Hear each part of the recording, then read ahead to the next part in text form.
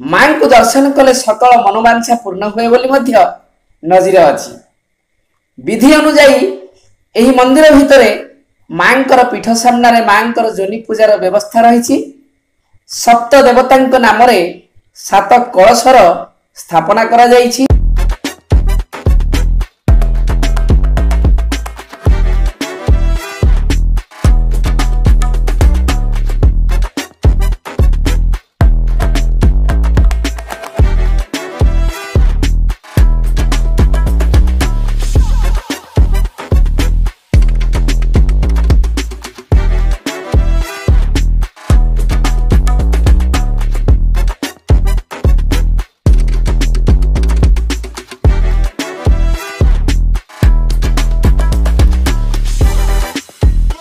मां पाखरे भोग लगिया मंदिर परिवेश रही भोग दुकान।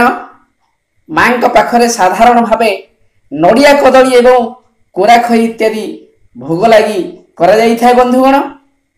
यह व्यतीत मानसिकधारी माने पाट शंखा एवं सिंदूर इत्यादि मध्य मां पाखरे लगी करि थांती। तेबे बंधुगण मंदिरटी अल्प दिन हेले भी एठाकू श्रद्धालु दर्शन करिवार इच्छा दिन को दिन खूब वृद्धि पाउछि।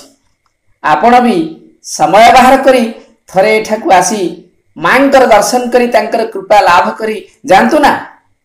एबे आसंतु बंधुगण ये मंदिर संपर्क करी किछि बुझी नेबा ए मंदिरर जने मुख्य कर्मकर्तांक ठारू।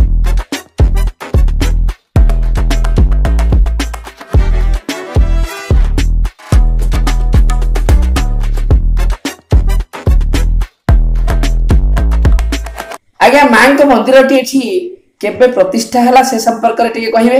18/4/2021 रे हमर मंदिर प्रतिष्ठा हला। आज्ञा आ सेही दिन थारु माने मंदिर उन्नति हला मात्र 2 वर्ष रे तैयार होला। अच्छा अच्छा लोकंकर एते माने आस्था अछि। आज्ञा माने सब आडू विभिन्न आडू और पैसा पत्र जिनस पत्र सब आसी ऑटोमेटिक मंदिर ता तैयार होला। आज्ञा दैनिक केते भक्त एठुक आसंती आ मां को पूजा पद्धति सब कोन हम ए पाख अंचल नहीं टाउन भीतर भी आज्ञा जो माने मां प्रति आस्था अच्छी से माने प्राय दिन को 25-30 जन सकाले संध्या आसी दुई है। आज्ञा हम सकाल भी आलती हुए और संध्या 7टार भी आलती हुए। ता बाहर आम मां जो पूजा पद्धति रही आप प्रत्येक संक्रांति पूर्णिमा शिवरात्रि ये सब ये करा हुए। आज्ञा मांकर कौन कौन पर्व सब एठी पालन करा जाय से संपर्क रे आम दर्शक मान को टिके कहिबे की। प्रसिद्ध पर्व होची मांकर जोटा हमर आश्रम रे होची। आज्ञा ताको हमर रज पर्व सहित सेटा संलग्न। आज्ञा रज पर्व टाइम रे 3 दिन मांकर मंदिर संपूर्ण बंद रहे। आज्ञा तापर 3 दिन पर मांकर स्नान करी आज्ञा लक्ष्मी ऊपर से दर्शन दियंती। आज्ञा तो सही दिन थिला गतकाली थिला। आज्ञा सेटा हमर एठी काली बहु आडंबर सहित पालन कराई।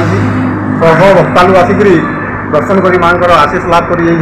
आज्ञा मांकर मुख्य पर्व भाव रे कौन पालन करा जाए से संपर्क रे टिके कहंतु ना।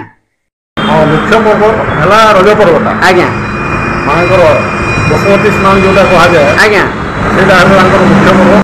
आज्ञा मांकर जोनी पूजा विधि विषय रे जहां आपण सब कहिले से सब कोन वास्तव रे पौराणिक मत को आधार करी एठी से विधि व्यवस्था आपण माने ग्रहण करचंती बा पालन करचंती ना आसाम रो मुख्य मंदिर रे मांकर जो सब विधि व्यवस्था रहिची ताकू ही केवल एठी आपण फॉलो करचंती से संपर्क रे टिके हम दर्शक मान को जणैबे। नहीं नहीं मंदिर माने आरंभ करबा आगु हमर कमिटी तरहु किसी जन जाई कामाख्या मंदिर संपूर्ण तांकर विधि व्यवस्था जहा अछि तांकर पूजा नीति जहा अछि। आज्ञा सब सेटू तांकर प्रतिष्ठ अपन पूजक मान से कथबार्ता होगी। आज्ञा सब कराई।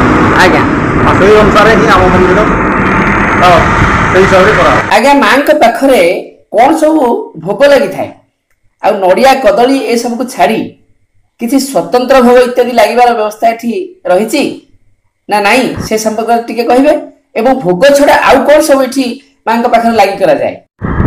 मुख्यतः देवी मां के पाखरे सब मंदिर पाखे तो एमती आप नड़िया भोग ये से लगे तो माँ पाखे माने माँ मानसी मैंने जो आसती ଆଜ୍ଞା ତାହେଲେ ଚୁମୁରି ଯୋଉଟା କୁହାଯାଏ ଆଜ୍ଞା ଆଉ ଆପଣଙ୍କର ଚୁଡ଼ି ଆଜ୍ଞା ଚୁଡ଼ି ସିନ୍ଦୁର ଚୁମୁରି ଆଜ୍ଞା ପ୍ରାୟ ଆସିକି ମା ମାନେ ଚଢ଼ାନ୍ତି ଆଜ୍ଞା ଯେଉଁଟାକି ଆମର ବର୍ଷକରେ ପ୍ରାୟ ଏତେ ଜମା ହେଇଯାଏ ଯେ ତାକୁ ଆମକୁ ମାନେ ସବୁଆଡ଼େ ବିତରଣ ଗୋଟେ ଦୁଇଟା ଦିନରେ ସ୍ପେଶାଲ ବିତରଣ କରା।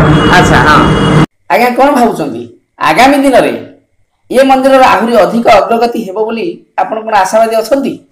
ନାଇଁ ନାଇଁ ନିଶ୍ଚିତ ଭାବରେ ବୃଦ୍ଧି ପାଇବ ମାନେ ମନ୍ଦିରଟା ଗୋଟେ ମୁଖ୍ୟ ରାସ୍ତା କଡ଼ରେ ଅଛି ବୋଲିକିରି ଗୋଟେ ଭକ୍ତମାନଙ୍କର ଆଗମନ ବି ବେଶୀ ହେଉଛି ତାପରେ ମାଆଙ୍କର ପ୍ରଚାର ପ୍ରସାର ବି ବହୁତ ଜୋରରେ ଚାଲିଛି।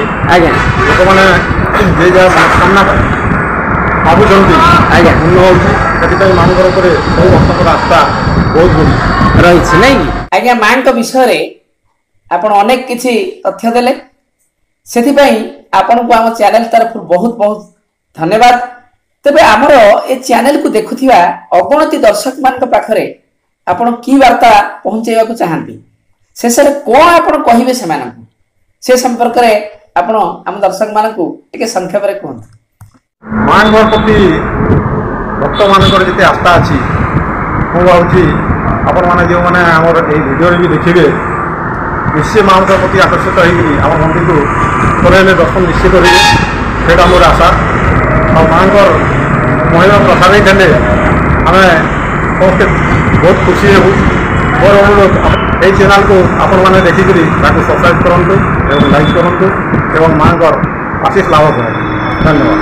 ଦର୍ଶକ ବନ୍ଧୁ ଆମେ ଏବେ ଆଉ ଜଣେ ପୂଜକଙ୍କ ସହିତ ମିଶିବା ଏବଂ ତାଙ୍କର ପରିଚୟ ମଧ୍ୟ ବୁଝି ନେବା ଦେଖିବା ନା ନା ଆପଣଙ୍କର ପରିଚୟ ଦେଲେ।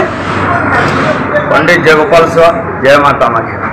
ଆଚ୍ଛା ଏଇଠି ଆପଣ ପୂଜା କରନ୍ତି ନାଇଁକିରି? ଆଜ୍ଞା। ଆଚ୍ଛା ମାଙ୍କ ସମ୍ପର୍କରେ କିଛି ଅଲୌକିକ କଥା ଯଦି ଜାଣିଛନ୍ତି ଆମ ଦର୍ଶକ ବନ୍ଧୁମାନଙ୍କୁ ଟିକେ କହିବେ। कामाख्या वरदे देवी नील पर्वत वासिनी त्वं देवी जगन्माता योनिमुद्रे नमस्तुते। कामाख्या काम संपूर्णे कामेश्वरी हरप्रिये कामनां देहि मे नित्यं कामेश्वरी नमस्तुते। माँ जंत्र रूपिणी माँ तंत्र रूपिणी माँ हूँ गोटे मंत्र रूपिणी माँ को जो प्रकार पूजा करे माँ से प्रकार फल दिखती। माँ बहुत प्रकार आशीष लाभ करने द्वारा लोक मैंने बहुत प्रकार एठू आसिक निज निज मनस्कामना भी पूर्ण करी जाऊँगी। आपण मैंने भी समस्ते आसतु माँ आशीर्वाद लाभ करते। जय माता।